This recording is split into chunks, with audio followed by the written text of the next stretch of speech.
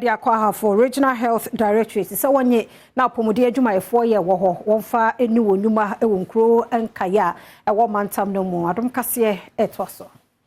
Abra USAID, Jumekono Eko, PDM, Ewo Ahafo, Empatem, Edimoto Titafo, Dumienu, Ekoma, Apomodin Aswaya, Ewon Patem Hono, Eho, Anna Dr. Henry, no, any D Jumekono enim, Edeto, Adom News in Central for enim say, Anamontua womo etu ye, Eya dea womo edeboa, Aswayano, Senebeboa ama Apomodin Ewon Sem, Akoso, Ewon Patemo. Regional director and the team, they decided on the specific facilities. Maybe are difficult to get transport. The roads are bad.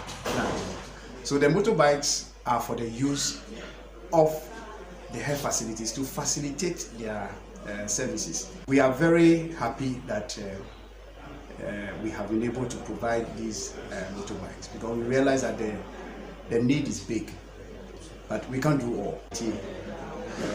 Small resources to make sure they can maintain the motorcycles so that it will be able to last long and continue to support the work. Openia ono no da Aswaya hwe apomodin ehun sem so ewo hafo empatem Dr. Samuel Kwabena Boaten enso ede nsem sei neto Adom News in Central for enim. Vaccination and answer the person be free facility. Ya faka akwa say the motorbike and aircraft. And those are cars and so no this is only enough vehicles. Of course.